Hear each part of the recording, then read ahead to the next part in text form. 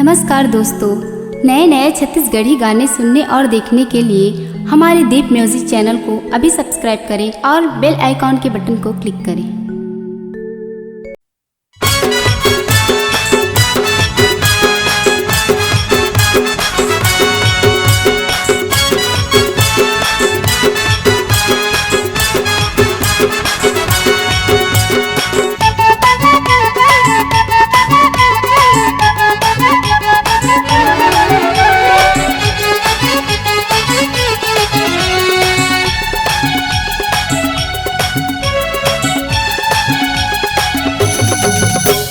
गाल अंगा कर रोटी, गाल अंगा कर रोटी, दांत गड़ा दो का। अरे गाल अंगा कर रोटी, दांत गड़ा दो का। होठ हवे रसदार जलेबी, चाट के खा लो का। गाल अंगा कर रोटी।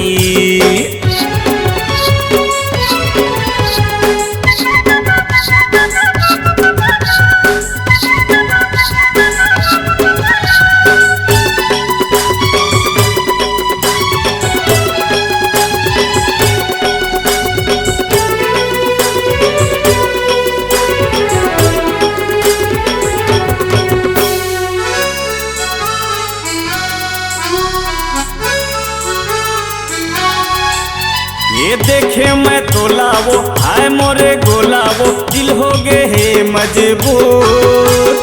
पहली माया के मैं पाती भेजे हवा, मिले बराबे जरूर।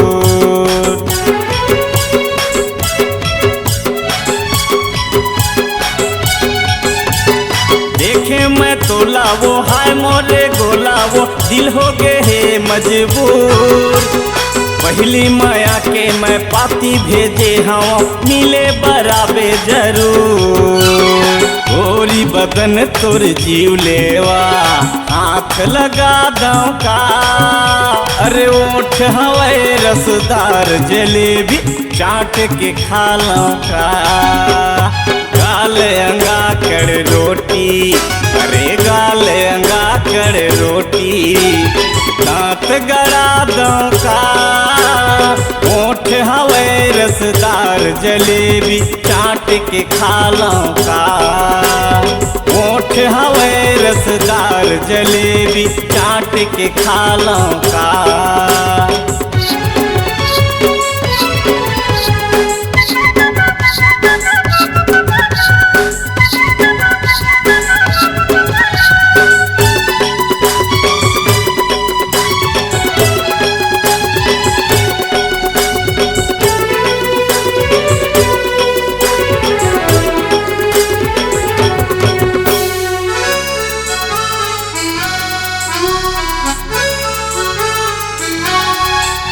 ये मोर मन बगिया के हाय मन रसिया रे, तही गुलाब के फूल।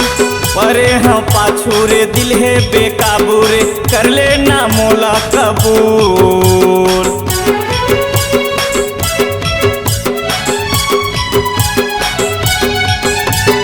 मोर मन बगिया के हाय मन रसिया रे, तही गुलाब के फूल। परे हम पाछू रे, दिल है बेकाबू रे, कर लेना मोला कबूल। चेहरा चंदा जैसन, अरे टीका लगा दो का। होठ हवे रसदार जलेबी, चाट के खा लो का। गाल अंगा कर रोटी, अरे गाल अंगा कर रोटी, अरे दांत गड़ा दो का। होठ हवे रसदार जलेबी, चाट के खा लो का। होठ हवे रसदार जलेबी, चाट के खा लो का। अरे होठ हवे रसदार जलेबी, चाट के खा लो का। अरे होठ हवे रसदार जलेबी, चाट के खा लो का।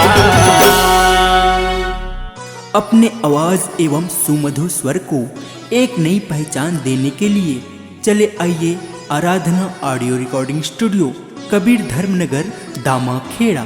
Mobile number 7067046464 9753451493।